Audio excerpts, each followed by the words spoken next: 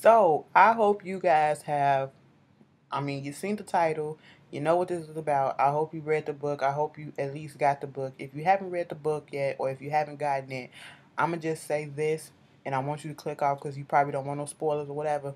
Should you get the book? Yes, you should. Will you like the book? Yes, you will. It's a good read, and you learn a lot of stuff.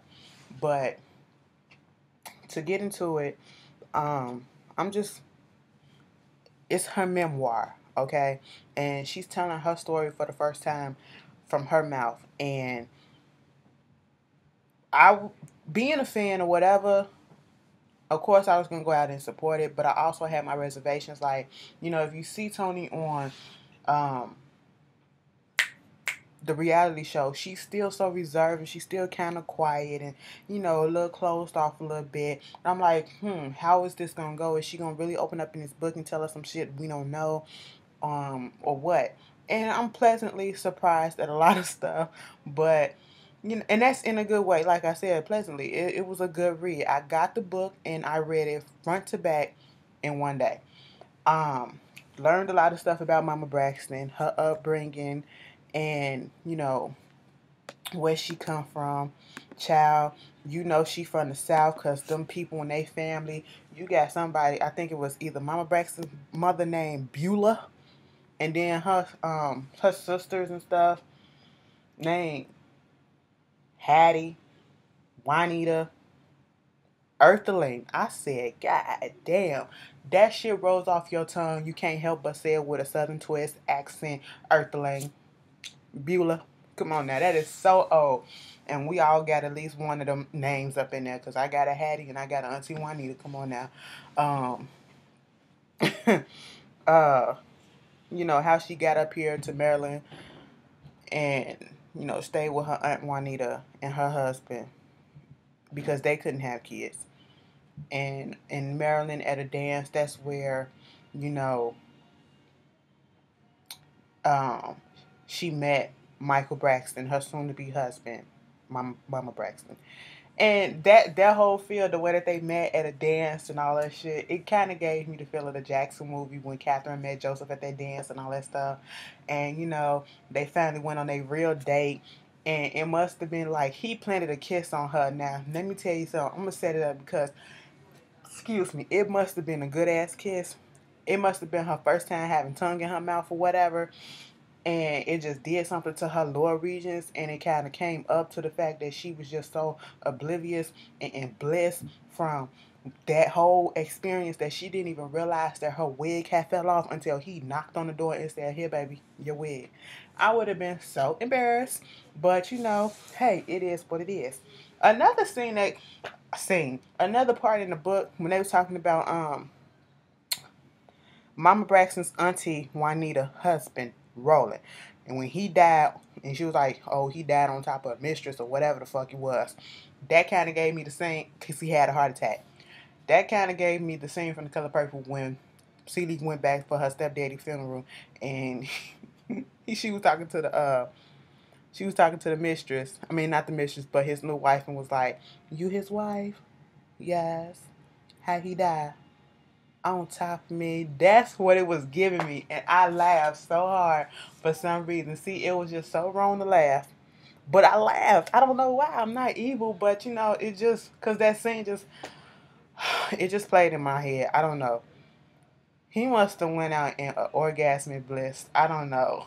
Could have been he just stroked a little bit too hard and it was a little bit too much.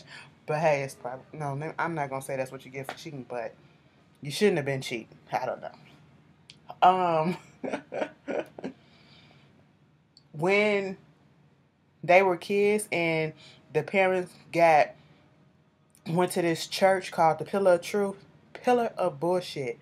Turn Mama Braxton being up in that church, I don't know, because it just amazes me and baffles me how she changed from when she was younger and she was in a singing group with her friends and she almost got signed to Motown, and it was just similar to Toni and her sisters, how Arista, LA, and Kenny only wanted her and not the girls. You know, Motown only wanted her, the mama, and not her other girls in her singing group, and she chose to leave to stay with the girls. So, and then she went on ahead and got married after that. And to go from almost being signed to Motown to being into a religion or part of a group that it, and I say group because it felt so much more like a cult. That you had so many stipulations, and it was just so damn strict about to the point that you were scared to do anything, and you couldn't wear pants. You had to wear dresses all the time. You couldn't have really no skin exposed. Um, you had to pray all the time. If you couldn't listen to no secular music, what they call secular music, all you had to do was listen to church music and stuff like that. Uh, you couldn't go to the movies. You couldn't do a lot of things because if you do, you're going to hell. God don't like it. You're going to hell. And I was just like, oh my God, where is this coming from? Um, that was not no church to me. That was a goddamn cult, if you ask me. Okay. And, you know, it just, Mama Braxton was more so like, she was giving me the way Toni was talking and writing about her at the very beginning. It was just like, if you ever seen the movie Carrie, go in your corner and pray. That's what she was giving me, Carrie's mom. Okay? That's child. Child. When Toni was listening to that Rick James tape and she left it underneath her bed and her mama came in there and found it and her mama said, you listening to this music, huh? You're not supposed to be listening to it, first of all, but you're listening to it while you go to sleep. You might die in your sleep. And you're going to go to hell. What? What? And when Toni first got her period, she didn't say, oh, baby, you're now a woman. Let me go tell you everything that you need to do. She said, you ain't been messing with no boys, huh? I said, well, damn. She was like, no. Okay, now this is what you need to do. Put these pads on. And then she was like, what you doing with this tampon? Well, somebody in my school gave me this. No, no, no, because them girls that be wearing them tampons, they fast. They already doing something. We already know what's up with that. I said, well, damn. And then gonna say you can't eat fish while you're on your period because it's gonna seep, make you stink, and seep through your pores. You can't take a bath. You should only take showers. I mean, I kind of agree with that because who wants to be, okay, I ain't gonna get into details about that, but who wants to be in a tub full of bloody water? I'm just, look. We women, most of us watching this is women, we get the shit. And then said you can't eat cold food. I was like, where, where you getting all this stuff from?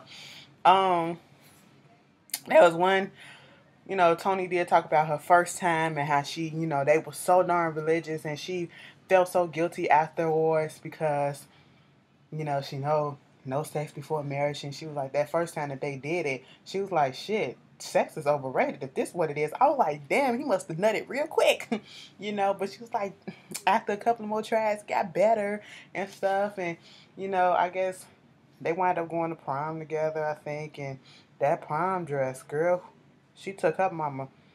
She took her mama, her grandmama, her auntie drapes, and all that fabric, girl. Oh, no. The 80s. Child, please. Back in the day when she couldn't wear no dresses and then all of a sudden she got those Levi's and she went on ahead and wore them for a damn week.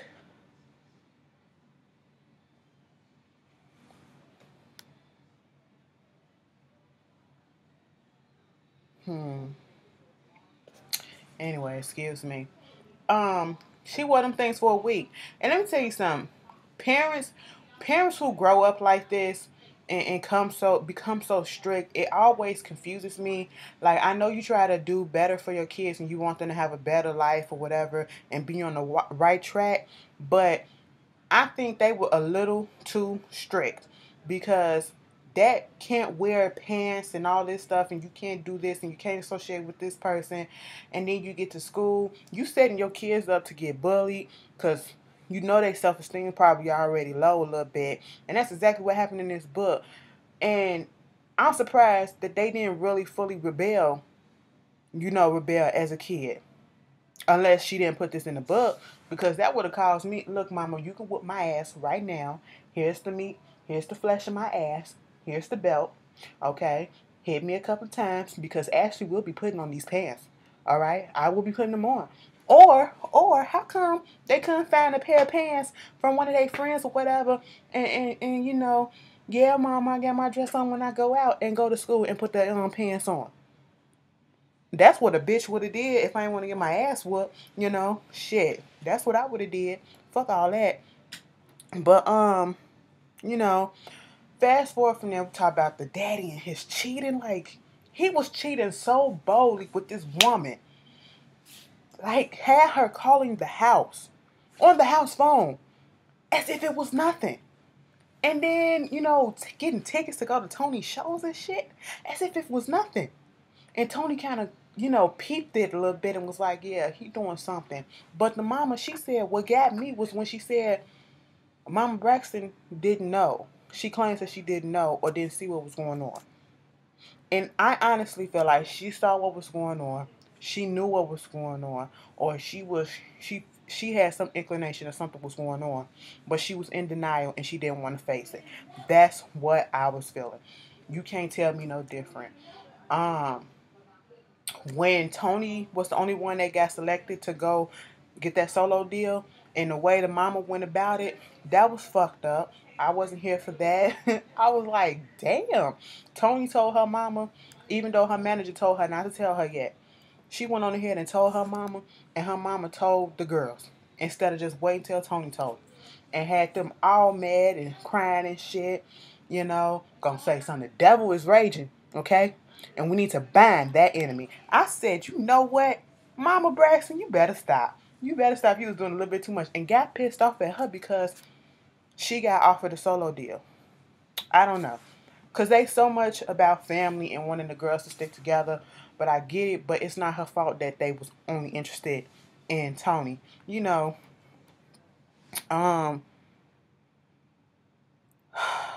moved over from that. You know, we get to talking about her college, when she was in college. How would you feel being in 3 classes, going to college with your parent? And then at one point, she felt ashamed or she felt some type of way because when they was in the classroom together, she would sit on one side, the mama would sit on the other side. You can't tell me Mama Braxton didn't go home and trick to Daddy Braxton and tell him the way that she felt about how, you know, she don't even sit by me at school, you know, because the daddy was like, I know it feels weird and kind of something, you know, having your mama in the class with you. Because then after that, the way that he said it was in a way to make her feel guilty. And y'all know the theme of this book was her feeling guilty about everything. She couldn't enjoy her success without feeling guilty for anything. Cause then the next thing you know, Toni sitting by her mama when they in school. That was so stupid. I would have been mad as hell.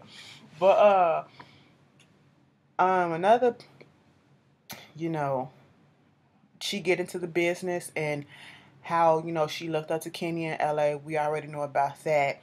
She told a lot about the inner workings and everything about the music business at that time and how stuff was working. And I like the fact in the book that she really didn't blame. She didn't place all the blame of her going bankrupt and everything on just LA or Kenny or the record label or anything. She did blame herself about some things that she could have looked out for, been more aware of. And she didn't, like she said, when she sued the record label, she sued the record label. She wasn't suing LA and Babyface. And it was actually, if it wasn't for Babyface testimony on her behalf, she probably wouldn't have won that case, you know. And that was pretty interesting because I didn't know anything about that, that aspect of it. But L.A. Reid, brother, Bryant, thirsty little bitch. He was a thirsty little bitch, and he was just a bitch because he was like one of those petty ass bitches. Like, it's almost as if he didn't really want to see Toni excel because when she was, first of all, she really wasn't into him. She went out with him as a favor, damn near, and then you know, it's like he would do stuff to make her feel guilty for thinking about leaving him so that she could stay. So once again, that guilt plays a part. And then especially when the girls got her sisters got their deal, she felt almost as if she can't break up with him because he might just do something to fuck up their deal, even though the sisters didn't know she was with him. And it just, I was like, oh my God, when they was at the Grammys and he was just, he spoiled her night, her first Grammy Awards, and she's nominated and she's winning these awards, and you're acting like a little bitch. You didn't even congratulate her. You sitting there looking salty and all this shit. And I'm just like, ugh, you pussy whip. He was pussy whip. He was pussy. Toni must have had that good poom. Yes. Because nigga didn't want to let go. He must have had that dick. She must have had that yes poem. But look, it was just pathetic. And then with the Chris Martin, I think that's his name. Curtis Martin. Chris Martin, that's Coldplay. The football player, bitch. Okay. When I first heard him, I was like, okay, he cool. You know, it's not too many people who respect that and go by the Bible when it say no sex before marriage. And he decided, because he was coming into Christianity, he had no religion. He was coming into Christianity and he was like, okay, I'm going to be celibate. The next person that I have sex with is going to be my wife. And I was like, okay, cool. That's nice. You know, he's a gentleman. When she went through that bankruptcy stuff, all of a sudden it went from, oh, we can kiss and hug and touch to we can't kiss below the neck. We can't touch. We can't do all this stuff. And red flags just started popping all the way up. And he's got some more religious and all this stuff. And it just was making me think like, are you gay, boo? Are you in the closet? Or is something going on? What? It just seems, Toni, you dodged the bullet and you was in love with him. And then you got with Carrie. Okay, and both y'all was in relationships before, so y'all did. I'm glad y'all didn't cheat on y'all others, you know. So they got into a relationship, and when he proposed to her, she was not sure. She didn't really say yes or whatever, but she did say yes, but she didn't say it right away. One interesting fact about the whole book, I had no clue about, was when she was with Carrie, they did get pregnant. And she was on this medicine, Accutane or something, I guess, for acne. And one of the main side effects was if you get pregnant, the baby can come out deformed or whatever. And you have to sign this release form saying that you know about this and you understand it. And that's what she did. And, you know, she wound up getting pregnant and she decided to get an abortion, and she used it. She used that as an excuse, the medicine or whatever, as an excuse. And you know how people was judging her a little bit, the doctors or whatever, but then when she said it was a medical reason and what she was on, they kind of said, oh, okay. But still they was kind of judging a little bit. And she said deep down in her heart she already knew she would have got the abortion, but she do feel ashamed for it and she do feel bad for it. Now skip to some stuff that I'm going to speak about, because this been coming up. When I'm talking about the abortion, and then she get pregnant, y'all know she had Denham first, then she had Diesel. Diesel comes out with autism. Okay? We know that whole story. She said in the book, when she first found out that he had, when she first, keyword first, her initial reaction, because there was so much stuff going on with her own health and with all of a sudden this. Something is not right with my son. You know, what is going on? He has autism. I don't even know what the hell that is. Is this God punishing me for having an abortion? What is going on? That was how she was thinking. The initial reaction when she first found out. When she first found out. And I keep saying that because this somehow has gotten out into the blogs, and this is the main, storyline. You got you got these autism sites, coming for her and trying to twist her words and say that she literally said the reason why her son came out as autistic is because she had an abortion and this is God's punishment for her. And that is not what she said. She said that's how she felt for a minute. That's what she was thinking for a minute. Like, what did I do wrong? Is this me getting punished for doing this and doing that? But then when you read up on it and you people telling you, and she even said it in the book in depth, I went here, I went there. They told me this is not your fault. We don't understand why this happens and all this stuff and yada, yada, yada. Of course, she don't feel like that no more. Because if she did, she wouldn't be out here being an advocate for autism and raising awareness and all this stuff. But yet you got stupid people in the blogs that's taking this headline and just running with it instead of, they just telling you that one part, that God's punishing me by having my son autistic. And that's not really what she said. And that's not what she meant. They took that shit, twisted it, and you got dumb folks. Mind you, these are people, and you can tell because they have not read the book yet. Because then you got stupid motherfuckers that's commenting on it and agreeing and going off on Toni because of what she said. And I'm like, read the book and she will explain. Any parent, and you can't tell me no different, anybody who's gone through something so traumatic or has a kid or anything that happens to a family member and you find this something is wrong and you be like, you blame yourself or you be like, what is it that I did? Is it because I did this? Is it because I did that? That's what she was doing. She was questioning her whys. That's what it was. She wasn't saying God did this on purpose. It was just because of her abortion. I was like, how can y'all take this shit and just twist it? And then you got so many dumb bitches that's just listening to it and just... That pissed me off. That really pissed me off because this has been going on. And I kind of knew that something like this was going to happen because the main headline about the book that they all kept talking about is the abortion and then the autism. And she blaming God for it or whatever as a result of the abortion. And I'm like, that is not even what she was saying. If you're going to put your opinion on something, please gather all the facts. If you're going to talk about a book or something, please make sure you read that book and you fully understood and comprehend what was being said before you put out stupid-ass opinions, okay? And then you get these stupid-ass people who can't use their common sense because they didn't read it completely either. Come on. Come on. It's just disgusting. But, you know, she did talk about the bankruptcy, and she talked about that first bankruptcy.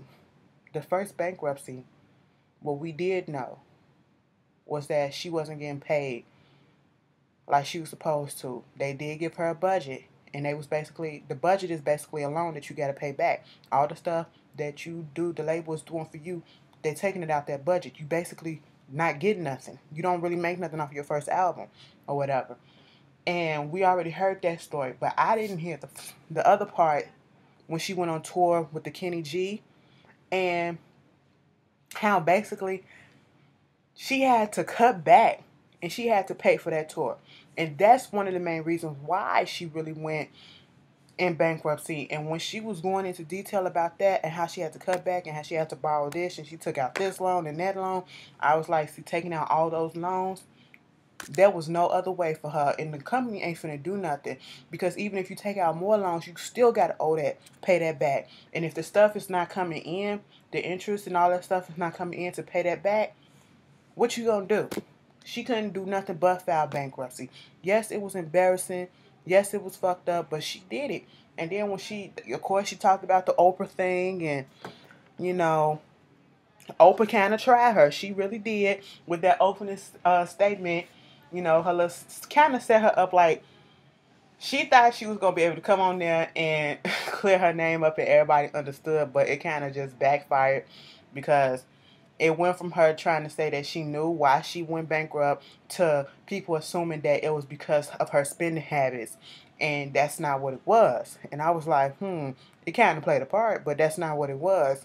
And it was just, I, Gal already know how I felt about that, but it's a good thing that they came to good terms and they cool now because she's gonna be playing. She's gonna be in a movie on Oprah's network, and they was seen together recently too. So that's cool. That's what's up. They got over that. See, that's what grown folks do. We talk our shit out and we get over it and we move on and we work together. You know. She talked about the Braxton family values, basically that she was guilted into doing that shit too.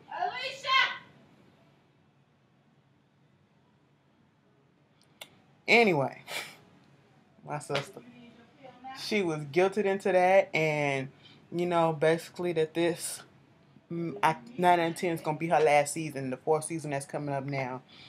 And I don't want to give too much away. This is a pretty long review, but I will say, you know, I love the book. Like I said, I read it the first day I got it. I read it in one day. Um, it was very interesting. Okay, some parts, and it do put you on emotional roller coasters because when especially when she talked about her illness and how she found out. It's like you can feel what she was going through, and you just sitting there like what's gonna happen, but you like, damn, I didn't know it was this deep. And when she was talking about her money troubles, my God, I didn't know it was that bad. I was like, fuck, how did you do it? And then to come out of it, child.